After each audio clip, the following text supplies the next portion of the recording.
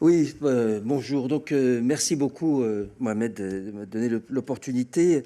Vous avez vu le titre, Changer le monde, renverser la table, mais que fait la police? J'essaye un petit peu de, de voir dans le concret. Et alors, dans Regard, il y a un S qui me paraît quand même assez important.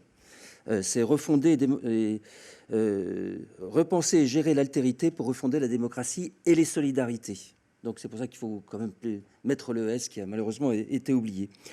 La question qui était posée, c'est la question de l'adolescence en fait. Alors on va voir si la technique marche, parce que j'avais un PowerPoint et normalement j'ai un certain nombre de diapositives à passer. Non? Je regarde la télé. Non, non, ça c'est non, non, non, j'avais un PowerPoint. Ça c'est, je vous l'ai envoyé parce que vous vouliez pas de virus. Vous l'avez eu. Sinon j'ai ma clé USB, mais ça, non, c'est pas ça. Bon, vous l'avez pas. Ça, c'est bien la peine. Hein. C'est bien la peine. Ça fait quand même un certain temps. Vous voulez ma clé USB? Non plus. Non, j'avais vraiment, j'ai une vingtaine d'images. Ah ben voilà, voilà. Merci beaucoup. D'accord. Donc, ah ben non, non. Attends, pardon. Voilà. Donc, l'adolescence, qu'elle soit en crise ou pas, a la vocation d'explorer de nouveaux espaces. Elle a la vocation de se faire son propre monde et de dépasser celui de ses parents. Son but est de pouvoir se voir enfin comme un être unique, autonome, indépendant, sortir de l'enfance et ne pas se limiter à être un clone de ses parents. Certaines sociétés tolèrent la brutalité de ce passage de l'enfance à l'âge adulte mieux que d'autres, que ce soit dans le passé ou dans l'espace, et chacune a mis en place ses propres dispositifs pour contrôler, voire inhiber ces pulsations d'autonomie adolescente. Elles ont ainsi structuré des rites de passage qui permettent de canaliser les énergies dans les processus de socialisation bien cadrés. Leur but est de contrecarrer l'aspect centrifuge du mouvement, le fait que les adolescents ont envie de partir, et de raffermir l'appartenance de l'adolescent au corpus social d'origine et à ses valeurs. Il n'est pas rare que les sociétés aient recours à une violence physique ou psychologique importante. Ici, en l'occurrence, il y a eu 2 morts quand même dans cette cérémonie de circoncision, surtout à l'égard des jeunes garçons, puisque la grossesse est traditionnellement l'épreuve féminine de l'accès à l'âge adulte.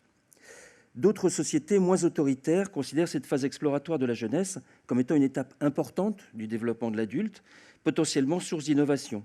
Les techniques de contrôle social visent alors surtout à en limiter les excès et les dangers sociaux, mais laissent les pensées libres de bagnoder dans des territoires vierges et d'explorer de nouveaux espaces.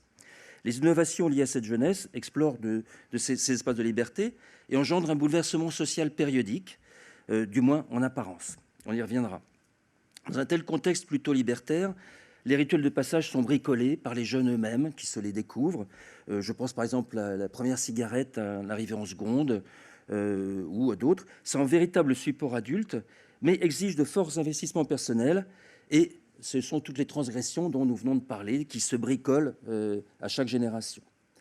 On peut facilement juger de l'importance de ces investissements par les réactions qu'engendre l'apparente désinvolture avec laquelle on touche à la symbolique rituelle du baccalauréat.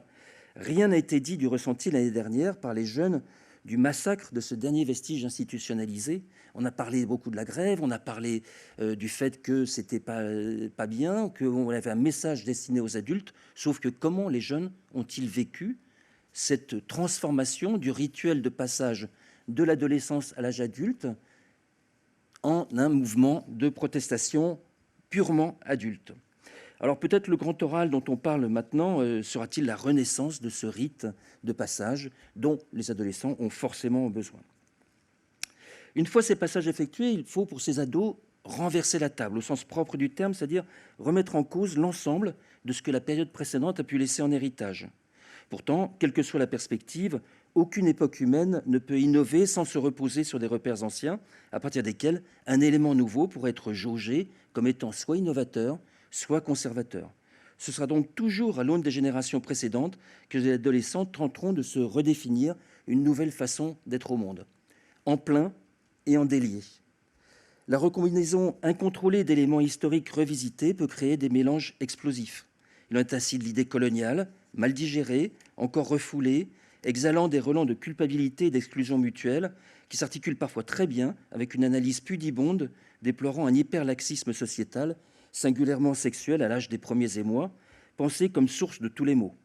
Une telle frustration historique articulée avec la douleur adolescente et l'angoisse de cet adulte invisible en devenir, l'adulte invisible en devenir, peut engendrer de redoutables évolutions identitaires. L'idée de l'autre comme porteur de dangers potentiels n'est pas propre à l'adolescent, mais cet âge y est d'autant plus sensible qu'il peine à trouver sa place parmi les siens et qu'il est en construction, comme on l'a vu toute cette matinée. Et lorsque le premier autre est défini par l'écart d'âge, on le voit ici, nous avons juste une dame jeune sur scène, et bon, là, nous sommes des OK boomers, OK, d'accord. L'opposition va se retourner contre tout ce que pensent les vieux, même si cette pensée est elle-même à l'origine de la liberté de l'adolescent d'aujourd'hui. Inutile de nier, nous l'avons tous pensé à cet âge. Alors pourquoi est-ce que les jeunes dérogeraient à cette règle?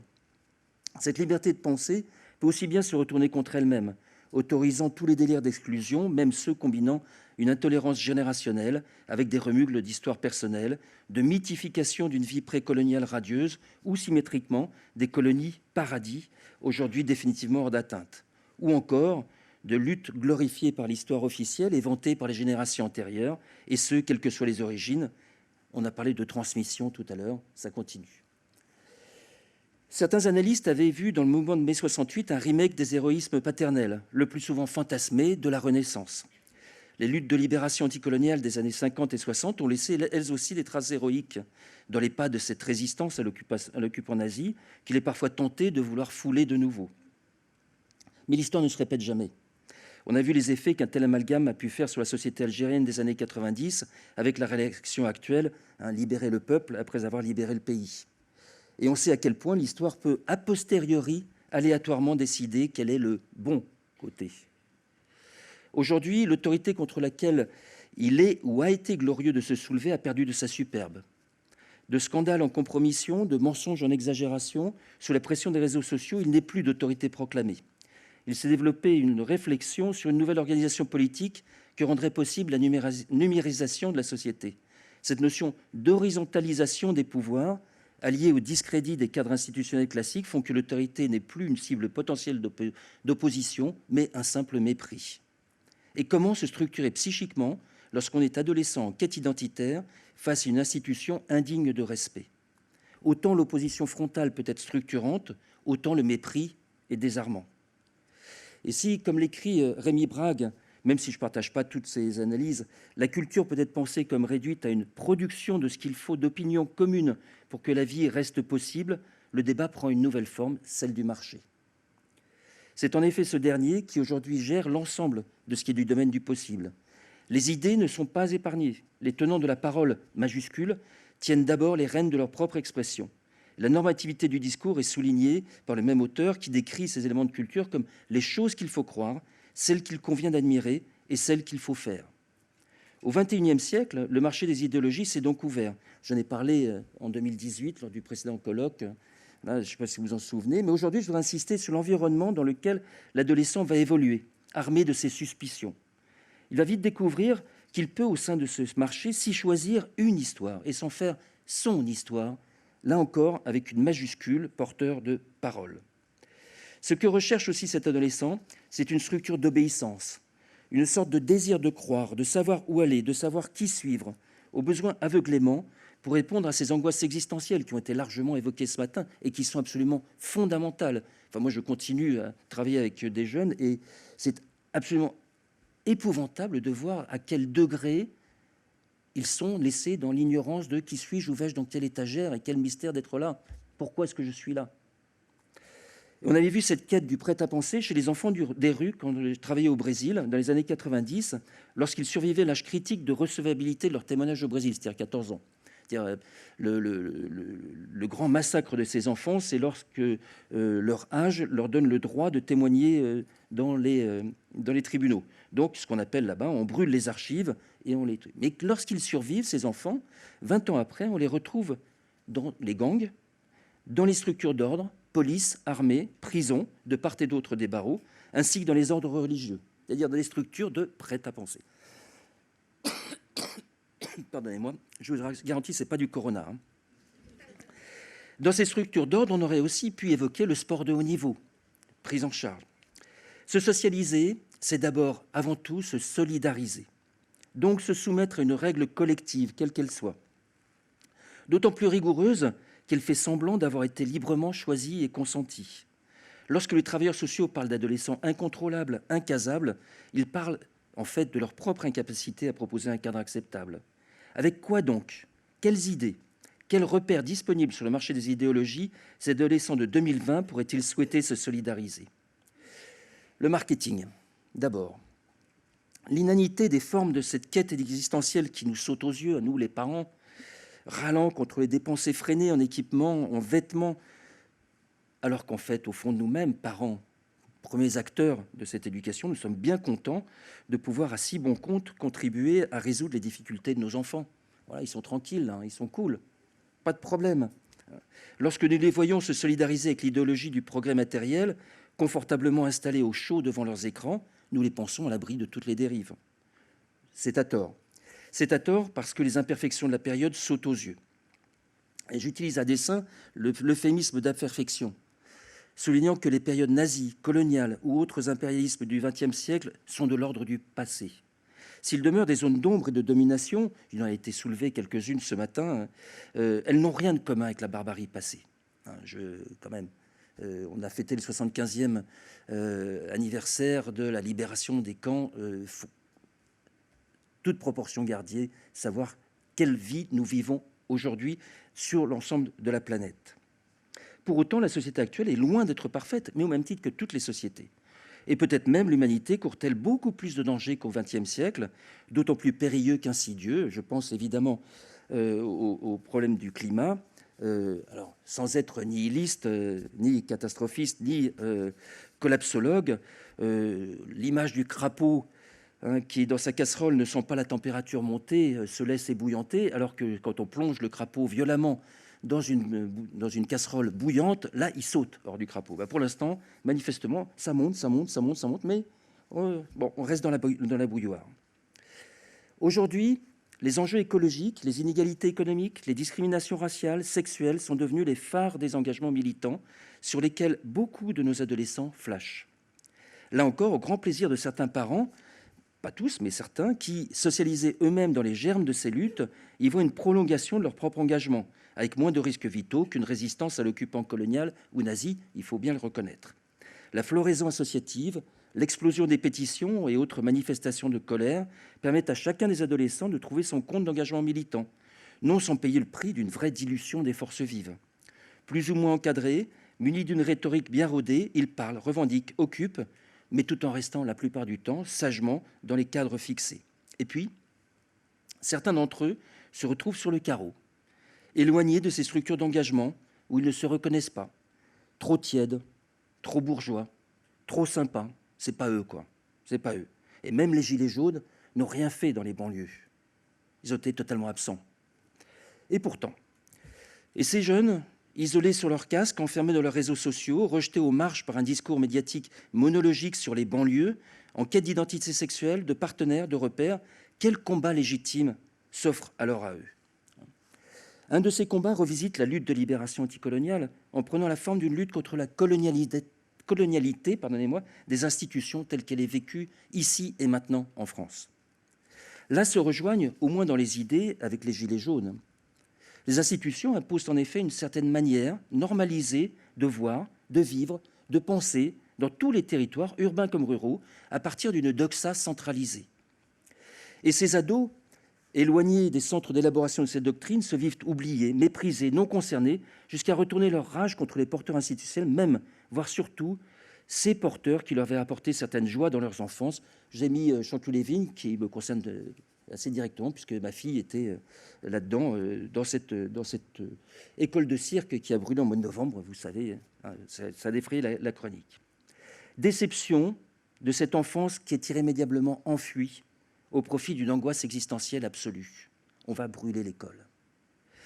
Dans les quartiers, un tel engagement, matiné inconsciemment de lutte des classes, je dis bien inconsciemment, et sous l'influence de certains adultes, peut prendre la forme d'un combat théologique.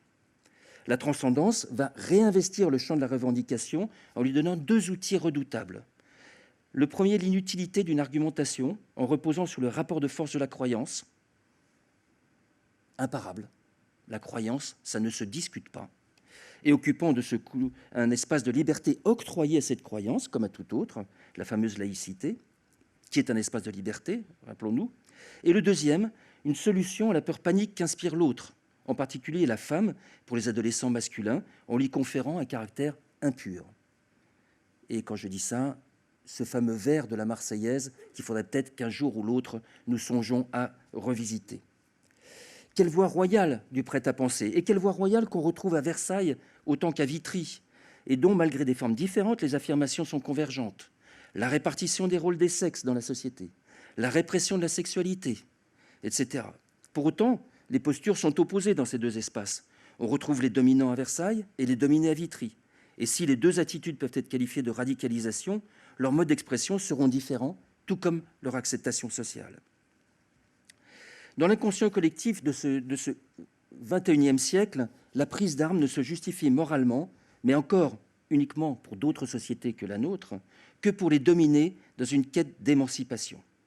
Depuis le deuxième amendement de la Constitution des États-Unis jusqu'à la glorification des faits de résistance contre le nazisme, en passant par les guerres d'indépendance, la lutte des peuples autochtones, la reconnaissance des minorités, le bon côté de l'histoire est toujours celui des dominés armés en quête d'émancipation, et on ne peut que s'en féliciter. Mais face à des adolescents turbulents, en quête de posture existentielle viable, comment parvenir à expliquer que même si tout n'est pas parfait dans cette société moderne, ses acquis récents sont fragiles et ses libertés sont particulièrement menacées? C'est là où intervient le terme de police, au sens le plus fort de terme de l'autorité qui gère la cité. Que peuvent faire ces autorités face à ce souhait de tout renverser, de tout basculer? Plusieurs options s'offrent à elles qui ne sont pas mutuellement exclusives, mais qui nécessitent des actions bien différentes. Et les décennies qui viennent de s'écouler nous ont donné un florilège de telles décisions. Première option, travailler les changements de façade de la société et le faire largement savoir. La tolérance de l'homosexualité, le mariage pour tous, la lutte contre les châtiments corporels, la parité en politique, etc. Avancées parfaitement nécessaires et souhaitables, mais qui ne changent rien sur le fond de la société et sur le fond des questions existentielles, le mystère d'être là. Et tout compte fait, font plaisir à bon compte. Deuxième option, tenter de restructurer la société en renouvelant le sentiment d'appartenance. C'est ce qu'on essaie de faire avec le nouveau service national, encadré par des militaires, tout comme le service civique qui met les jeunes au contact direct de réalités associatives en essayant de remixer, de refaire du mélange social.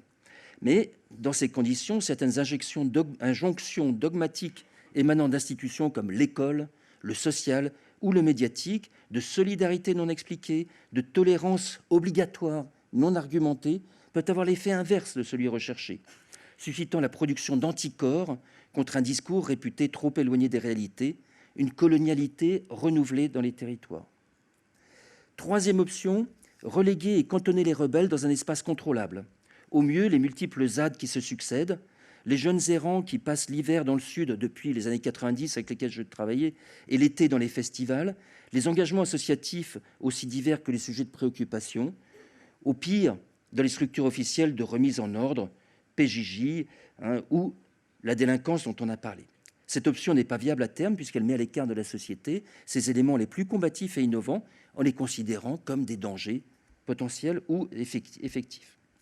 Quatrième option, corollaire de la pensée politique par catégories mutuellement exclusives, sur lequel je n'ai pas le temps de développer, mais qui envahit notre pensée politique néolibérale depuis les 40 dernières années, monter les jeunes les uns contre les autres. Les bons contre les mauvais. Les autres, ceux qui ne cherchent pas de travail, ceux qui n'aiment pas ma musique, ceux qui ratent le bac, les filles voilées, etc. C'est l'option la plus périlleuse qui, heureusement, ne semble pas avoir trop de prise sur cette génération, même si elle n'en reste pas moins susceptible de laisser des traces très délétères. Cinquième option, structurer l'opposition politique pour mieux la contrôler. On l'a un petit peu évoqué tout à l'heure, les jeunesses communistes ou catholiques, les scouts, qui œuvraient naguère sur le terrain de l'éducation populaire. Au moins, on savait alors à qui on avait affaire et quelles étaient les opinions en présence. On parvient à bien maîtriser Pif Gadget, beaucoup moins bien les ZAD. Peut-être peut-on ranger cette catégorie toutes les activités d'animation sportive, voire religieuse, qui, est-ce un hasard, défrayent en ce moment la chronique par toutes les exactions sexuelles dont elles sont le lieu. Mais une sixième option est celle offerte par une société sans réel contrôle, la main invisible sur le marché des outils, laissant le libre choix au sein d'une offre d'une technologie réputée ne pas pouvoir revenir en arrière, ne pas se mêler de l'existentiel, c'est pas mon problème, et n'être vectrice que de plus de bonheur forcément, avec des signes d'appartenance spécifiques à chaque tranche d'âge. Incontournable progrès qui devient une injonction fascinante, hypnotisante et surtout paralysante. Le conformisme à ce progrès devient l'obéissance structurante dont je parlais tout à l'heure, cette quête d'obéissance dont les adolescents font l'objet. Les ados se pressent autour des déguisements manga, des iPhones, des marchandises qui leur sont vendues comme des sources de reconnaissance sans cesse renouvelées. Vendues d'ailleurs ou tombées du camion, c'est pareil. Pasolini, à la suite de Guy Debord, appelait cette société de consommation le vrai cancer fasciste, on parlait de fascisme tout à l'heure, par le conformisme obligatoire qu'elle engendre. Et de fait, cet apparent renouvellement perpétuel des outils de consommation, le iPhone 10, 11, 12, 13, 14, 2015, 40, etc., WhatsApp, Instagram, et on va retrouver de nouveau, n'est qu'en fait qu'une perpétuation, une simple perpétuation. La table, loin d'être renversée, reproduit le jeu de consommation qui animait déjà leurs aînés. Alors, quel est le bon choix politique? Celui par défaut, laisser la main invisible continuer à agir, ou les autres? Et faut-il vraiment que la police s'en mêle? Ou bien est-ce que c'est à chacun de nous, les adultes, qui doivent prendre conscience des options retenues, même par défaut, et se saisir de cette quête désespérante et désespérée de sens de la vie que nous expriment nos adolescents. Alors, voilà, merci de votre attention. C'est peut-être pas très optimiste.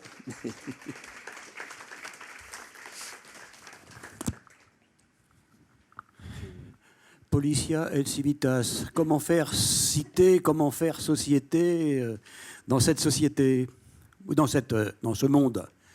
Je travaille avec un groupe qui travaille sur le développement durable.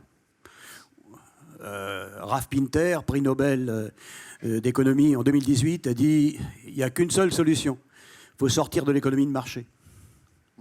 Après, on verra bien ». Aussi longtemps qu'on sera bouffé comme ça.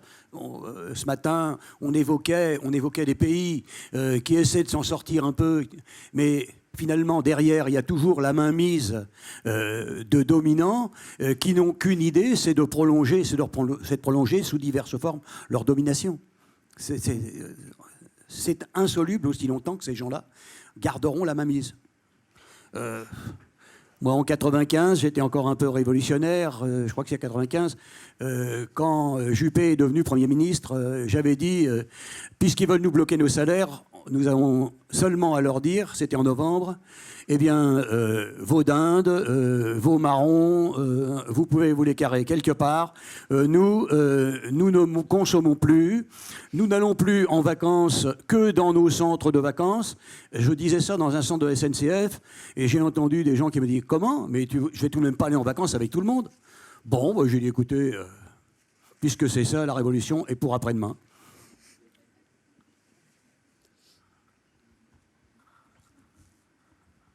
Oui, bonjour, j'avais une question, enfin surtout un commentaire. C'est que je suis là, donc Manuel Dupont, assistant de service social. J'ai trouvé votre discours assez alarmiste, voire stigmatisant, parce que je fréquente beaucoup de jeunes à titre personnel, dans mon quartier, autour de moi, des amis de mes enfants. J'ai eu l'occasion de faire des débats avec des jeunes de 13-14 ans. Donc énormément font du bénévolat, signent des pétitions, se posent des questions. Je trouve qu'ils réfléchissent beaucoup.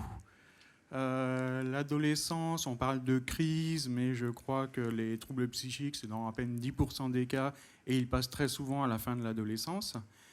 Et tout comme la délinquance, c'est assez marginal. Donc j'ai trouvé votre discours assez... Voilà. Et donc au nom des adolescents que je fréquente et de l'adolescent qui est en moi, voilà, je trouve que c'est une vision un peu alarmiste, un peu négative. Voilà, il y a beaucoup d'adolescents qui vont très bien. Il y a beaucoup d'adolescents qui vont très bien. Moi, je vois les adolescents en mission locale. Et puis la demande, c'est quand même les adolescents qui prennent les armes. C'est quand même ça là, aujourd'hui. On ne m'a pas demandé de faire un paysage des adolescents normal, de l'adolescent normal français. J'aurais pas fait ça. J'aurais dit en particulier qu'il y a des adolescents qui ont aussi des outils de résilience par rapport au reste. Je vous rappelle juste ce que je vous dis, plus ou moins cadré. Ils parlent, revendiquent, occupent, tout en restant assez sagement dans les cadres fixés. Je vous ai dit ça pour les autres. Et puis, certains d'entre eux se retrouvent sur le carreau. Bon, certains d'entre eux. Je n'ai pas dit les adolescents français. Certains d'entre eux se retrouvent sur le carreau, éloignés de ces structures d'engagement où ils ne se reconnaissent pas. Et là, vous ne les voyez pas, vous. Vous ne les voyez pas parce qu'ils ne se reconnaissent pas. Et ils sont, je les voyais à Vitry tenir à 11 ans, un gamin en centre de loisirs qui me dit, moi de toute façon, mon avenir c'est le deal, je n'ai pas d'autre avenir. Je dis, bon, on va s'asseoir, on va se réfléchir, il y a peut-être d'autres choses dans la vie. J'habite à 300 mètres de Nanterre, ces jeunes-là, je les vois, aussi des Pablo Oui, Picasso et ailleurs. Vous ne pouvez pas dire qu'ils vont très bien. Je ne peux pas dire qu'ils vont très bien, mais pour fréquenter beaucoup d'adolescents, je ne peux pas dire que globalement, ils sont happés par la technologie, alors que ça leur permet de s'informer, de militer, de mieux penser finalement aussi. Moi, je pense que la question existentielle qui était soulevée ce matin reste fondamentale. Elle reste fondamentale parce que là où il y avait des militances qui avaient un sens auparavant, qu'on pouvait critiquer, ça, il était, je veux dire, le communisme. Moi, j'étais gamin, adolescent, j'écoutais Radio Tirana. Bon, dire qu'aujourd'hui, d'accord, c'est complètement stupide. Néanmoins, ça avait un sens, ça avait une cohérence. Aujourd'hui, les adolescents que j'ai en face de moi, qui vont pas bien, parce que c'est cela que je vois, ont une vraie question existentielle. On parlait ce matin de cours de philosophie. Il me semble que c'est absolument essentiel. Ah oui. Et on ne devrait pas parler de Heidegger ou de Kant. Ça, on s'en fout de qui a dit quoi. Mais simplement leur donner un espace pour pouvoir dire qu'est-ce que je fais ici. La réponse au mystère d'être là. Leur donner une opportunité. Mes actions de santé, on parlait tout à l'heure de ce mélange santé-sociale. Quand je fais un atelier santé, mission locale, Maison Alfort avec Bernard, là, justement, on parle de tout, on parle de la santé, mais la grande question, quand ils voient un vieux comme moi qui arrive, qu'est-ce que c'est la vie? Et ils ont 20, 21 ans. Bon, eh ben, il faut trouver des espaces dans lesquels répondre à cette question-là. Parce que alors, l'éducation nationale, est-ce que c'est son rôle? Moi, je pense que oui, parce que aux États-Unis et aux Pays-Bas, il y a beaucoup de cours qui se font sous forme de débat. Moi, je pense plus aussi, constructif. Je pense aussi, mais je ne fais pas partie de l'institution, donc je n'ai pas forcément la légitimité pour le dire. Mais voilà, je pose la question. Et je pense qu'effectivement... il est évident, de toute façon, que je ne parle pas de l'adolescent, et ça, qu'on soit vraiment bien clair là-dessus. J'ai une commande sur... radicalisation, c'est quoi le terme là aujourd'hui? Transgression et déviance. Je travaillais en centre éducatif fermé, je travaillais avec les PJJ, je travaille avec beaucoup de gamins qui vont pas bien. J'ai des enfants qui vont pas trop mal, donc je sais faire la part des choses. Je vous rassure. Il y a 85% qui vont bien, 15% qui vont pas très très bien. Ouais. Mais qu'est-ce que vous pensez d'émissions télévisées où il y a tout un tas de gogos qui sont là, où on s'amuse à tuer les maillons faibles. Et finalement, on finit par les tuer véritablement, les maillons faibles. Et ça gêne plus personne. C'est ça le problème. L'aspect symbolique, l'aspect éducatif, il est terrible dans notre société. Terrible. Mais ça gêne personne de voir zigouiller les pauvres gens, là, le pauvre con qui est un peu moins bon que les autres dans ce domaine-là. Et vous voyez quelles questions on leur pose. Oui, bien sûr que oui, ça existe. Oui, c'est encore moi, désolé. Moi, je voulais juste revenir sur la place des activités sportives dans les mécanismes de radicalisation. J'en avais pas énormément parlé, je trouve, par rapport à ça. Alors, je sais qu'on peut pas rentrer dans le détail, mais moi, j'aimerais savoir un peu, d'après vous, si je comprends la question, ou en tout cas l'interrogation, c'est que à travers le sport, en fonction du quartier, parce que je pense pas que ça soit, voilà, à mon avis, c'est identifié dans certains endroits, où ça serait une méthode, le sport serait un outil d'amener ces jeunes vers la radicalisation, ou en tout cas... De les retirer de la radicalisation, vous voulez dire? Ouais, non, pas à retirer, le double effet. il y a l'effet à travers une personne qui pourrait être radicalisée, qui voudrait transmettre un peu son idéologie à travers le sport et utiliser le sport comme outil, ou utiliser l'outil sport comme remobilisation du public ou réaffiliation par le sport dans notre société, comme on peut utiliser le sport pour l'insertion professionnelle ou la culture aussi. Je crois qu'il y a deux dimensions complètement différentes. Il y a une dimension très positive d'animation culturelle, animation sportive, et donc de faire en sorte qu'il se passe des choses et que les jeunes aient des espaces d'investissement et de rencontres au travers des activités sportives, qui est absolument essentiel et qui justement permet d'éviter un certain nombre de dérives. Mais à côté de ça, il y a une autre dimension sportive qui est beaucoup plus périlleuse, c'est le sport de haute compétition, le sport de haut niveau, qui là engendre ce qu'on disait justement, la compétition, je suis meilleur que l'autre et je vais le dépasser coûte que coûte, et qui est source aussi de beaucoup de dérives, dont les dérives en ce moment on parle des abus sexuels, mais il n'y a pas que ça, hein. Il y a des maltraitances, et pourquoi pas aussi dans des situations de vulnérabilité psychologique où un adolescent s'investit toute sa vie dans une activité sportive, se devient extrêmement vulnérable à un coach qui, tout d'un coup, lui, peut aussi dériver. Alors, soit sexuellement, soit en radicalisé, d'une façon ou d'une autre. D'ailleurs, c'est la source de toute la manipulation, à partir du moment où il y a cette vulnérabilité exclusive. Mais le sport, en tant que tel, n'est pas vecteur en tant que tel. C'est une activité, au contraire, qui, à mon sens, permet de l'animation dans les quartiers, qui permet d'aller au-delà de l'enfermement dont on parlait tout à l'heure. Ça, c'est clair. Je vous parle de ça Je peux. Oui, sur l'histoire du sport, moi je reste sur mon modèle micro-local. Ça fait 3 ans qu'on travaille avec l'US Créteil, qui est quand même un gros club sportif avec des professionnels du hand et du foot en première division, en deuxième division. Et on travaille avec les intermédiaires, l'histoire des relais. Et là, je trouve que c'est essentiel et ça se passe plutôt bien. Les animateurs, les éducateurs sportifs, ils sont relais entre les établissements scolaires, les familles, les gamins et le foot lui-même. Et les gamins, ils veulent faire du foot. Donc, ils sont obligés de passer par l'animateur à un moment ou à un autre.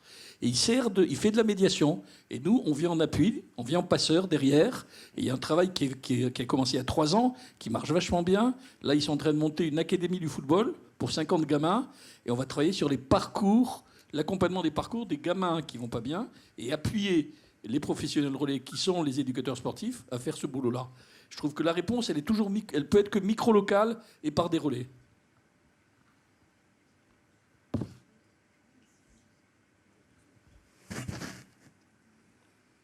Bon. Any question? Merci beaucoup. Tu es toujours aussi performant et moi j'admire toujours, je t'avais demandé de m'envoyer encore une fois, il faudra que tu m'envoies tes illustrations, c'est absolument extra. Bon, non, c'est... Il y a un truc là-dedans. Mais en réalité, bon, ce qu'on a évoqué cet après-midi, la dernière question sur les problèmes de sport et de radicalisation, malheureusement, Majid Bouraba n'a pas pu venir. Mais c'est quelque chose de fondamental dans la société actuelle. Bon, j'ai eu l'occasion de présider un club de sport. Bon. Les braves gens qui viennent là, comme animateurs, comme encadrants, etc., bon, sont pleins de bonne volonté. Mais il y a tout un travail d'accompagnement à faire qui est absolument fondamental. On se réunissait tous les lundis, en fin de journée, quand je revenais de l'université, pour discuter de ce qu'on avait. On débriefait, et puis on envisageait des cas d'enfants ou d'adolescents qui étaient en difficulté, garçons et filles. Alors, quand vous êtes dans un club de campagne où vous allez créer une équipe de foot féminine, et tenez-vous bien, les salopes, elles prennent une douche après avoir... bien sûr, pas avec les garçons, mais elles vont prendre une douche, elles. Elles ne peuvent pas se doucher chez elles? Non. Voilà ce que j'ai entendu au début. Voyez-vous, où on en était. Et il y a des coins où on en est encore à ce niveau-là. Hein. Il ne faut pas s'illusionner. Voyez-vous, tous ces aspects-là, je crois que sont absolument fondamentaux. Et puis, ce qu'on a dit sur l'aspect, je dirais, véritablement d'une morale éthique importante, dans le sport, c'est la base. Tout ce qui touche au corps, tout ce qui touche à l'esprit, c'est absolument fondamental. Je crois que on ne peut pas. Et c'est un peu à ceux qui ont eu un peu d'avance sur les autres. Pour ça, je disais, ceux qui ont un peu d'expérience et qui doivent accompagner les autres, je crois que c'est ça, il faut pas lâcher. Ça se joue. Il ne faut pas être pessimiste, mais il ne faut pas être non plus complètement optimiste. C'est la bagarre. Alors, c'est la bagarre, d'autant plus qu'on sexualise les choses. Et dans les activités sportives, c'est toujours sexualisé. Et dans les actions de santé qu'on peut mener, dès qu'on parle de sexualité, c'est « Ah non, on ne parle pas, c'est haram ». On n'en parle pas. On n'en parle pas. Et ça, de plus en plus. Enfin, moi, j'ai commencé quand même les activités dans les années 70, où on ne pouvait pas parler parce que les cathos nous empêchaient de parler. On a réussi à lutter contre les cathos, et aujourd'hui, maintenant, c'est les musulmans qui nous empêchent de parler. Parce que c'est haram de parler de sexualité. Il y a quand même un souci. Et quand vous avez des... Alors moi, ce que je vois aussi, c'est des jeunes filles de 20, 22 ans qui ne savent pas ce que c'est qu'un ovaire et qui ne connaissent pas ce que c'est qu'un utérus, alors qu'elles ont eu un parcours scolaire normal. Je me dis, il y a quand même un souci. Il y a quand même quelque chose qui se passe. Et de fil en aiguille, je ne dis pas que ça mène à la radicalisation, du tout. Mais cette occultation du fait sexuel, au prétexte que la société est impure, etc., peut engendrer un enfermement, justement, dans des dispositifs qui peuvent aboutir à ces questions radicales ensuite. Et ça, il faut être vigilant. Ça, il faut être vigilant. Merci à tous, mais je donne la parole au président. Oh, je vais chauffer. On va danser maintenant. Vous m'accordez ça, donc. Ceci étant, ils sont en train de filmer, d'enregistrer, mais ce n'est pas grave à notre âge. On peut se permettre des choses. Voilà. Vous avez le droit encore 10 minutes de dire tout ce que vous voulez. Si vous étiez content, si vous n'étiez pas content. Sinon, je conclus cette séance en remerciant bien sûr le meilleur intervenant. Je ne vois pas, vous savez, moi je suis sur la sellette de l'interrogatoire, alors je regarde. Alors je suis désolé, j'ai encore une question. J'aurais beaucoup trop parlé aujourd'hui. Non, ça nous a fait plaisir. Par rapport à votre intervention, vous avez repris un peu le processus adolescent avec ce moment de déconstruction où finalement le parent, la figure parentale ne tient plus le coup, quoi. On se rend compte que le père est un pauvre type, que la mère elle n'est pas si bonne que ça. Bon bref, et on va voir ailleurs. On va voir ce qu'il existe du côté du groupe d'amis, de ce qui existe du côté des associations, du militantisme, etc. Et ça a toujours été un processus normal dans l'adolescence. J'avais un professeur qui nous disait, à mon époque, on rentrait dans l'adolescence avec le catéchisme, on avait Dieu qui tenait le coup pour remplacer le père, et puis on en sortait avec l'armée, et c'était le commandant qui venait prendre cette place-là. Bon. Est-ce que vous pensez, comme certains l'amènent dans des théories un peu plus déclinistes, qu'aujourd'hui la société n'est plus capable d'offrir des représentations qui tiennent le coup et qui prennent le relais à l'adolescence des figures parentales qui, normalement, au moment de l'adolescence, lâchent un peu parce que c'est fait pour ça l'adolescence, c'est qu'on fout la paix à nos parents et que nos parents nous foutent la paix? J'en suis convaincu. J'en suis convaincu, mais je m'en félicite. Je m'en félicite parce que le parcours que vous décrivez, le catéchisme et puis l'armée, n'était pas un parcours particulièrement émancipateur. C'était plutôt... voilà. Maintenant, ça exige de la part de nous, éducateurs et acteurs de première ligne, beaucoup plus d'investissement pour justement permettre l'étayage psychique de ces jeunes face à une défaillance entre guillemets, de l'autorité traditionnelle. Et voilà, c'est une nouvelle société qui se met en place. On a le choix entre plusieurs options. Ça peut être la dérégulation totale ou ça peut être l'émancipation avec des acteurs libres, autonomes, responsables et capables de... Voilà. Mais ça demande un investissement éducatif énorme. Énorme. Beaucoup plus que l'HLAG au service militaire. Que j'ai eu la chance de ne pas connaître puisque j'ai fait ma coopération. J'étais en Afrique. Encore et encore. Je vous vois pas, hein, mais... Non? Personne? Derrière, oui. Ah, voilà. Est-ce qu'on a encore du temps? Oui, bonjour. Donc je rebondis un peu là-dessus et puis sur tout ce qui a été dit ce matin, etc. Et ça me fait penser à la... Enfin, il y a les travaux de quelqu'un qui s'appelle Scott Atran, qui est un anthropologue franco-américain qui a beaucoup travaillé sur avec Daesh, etc. Et c'est la question du rêve, du coup, et c'est la question de quel rêve aujourd'hui on amène à ces adolescents aussi. On a parlé beaucoup des parcours de vie, de l'exclusion, de la transgression, de toutes ces notions-là qui sont très intéressantes, et tout ça se regroupe. Et enfin, je rejoins aussi ce que vous venez de dire là. Et donc, qu'est-ce qu'on offre aujourd'hui, nous, comme contre-discours? Alors, cet anthropologue, il a beaucoup...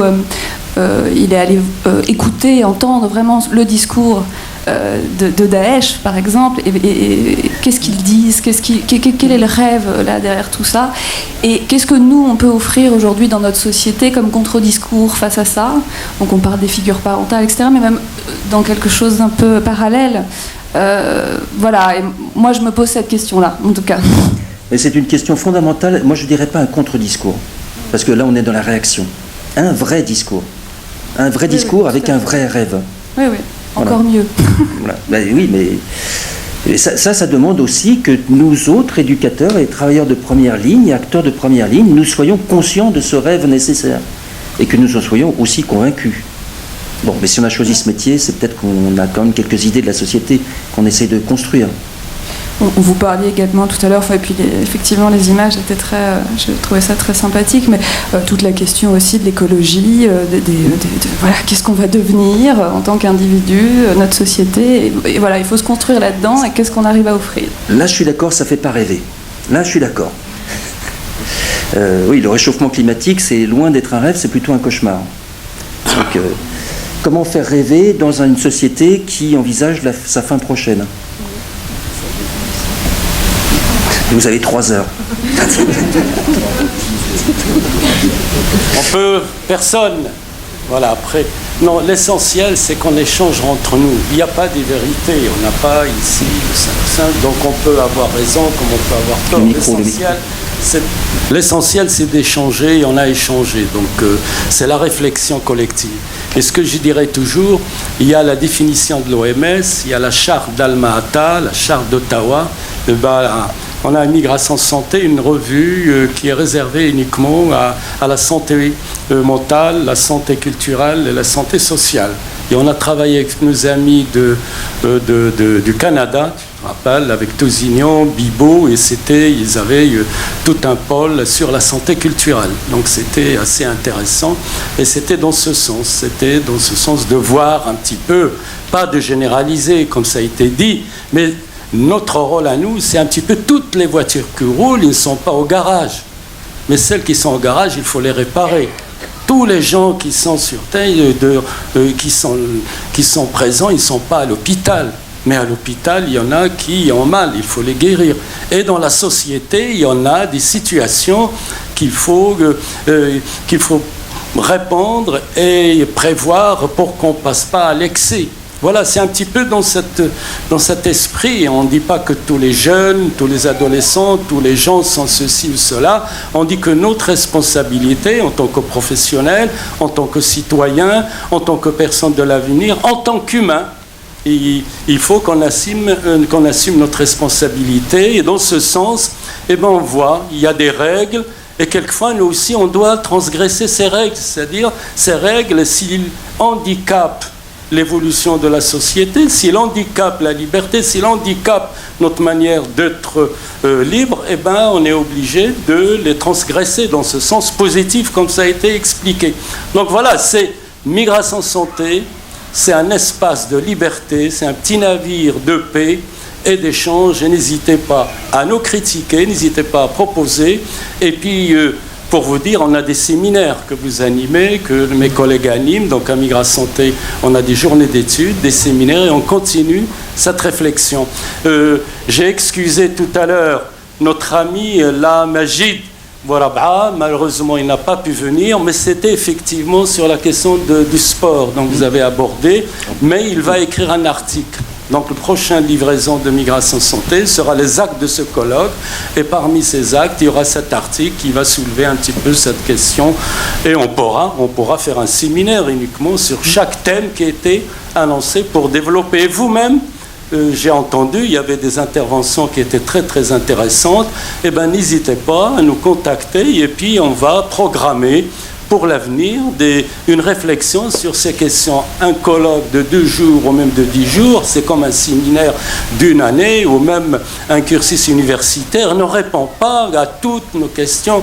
Donc il faut savoir, c'est là on ouvre des pistes, hein, c'est ça l'essentiel, on ouvre des réflexions pour qu'on s'intéresse soi-même à être participatif dans ma vie quotidienne. Donc le docteur Tessier, Stéphane Tessier l'a dit ceci, Stéphane Bernard, le professeur, etc.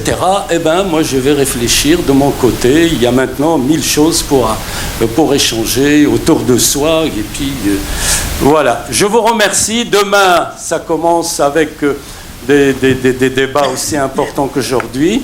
Et puis...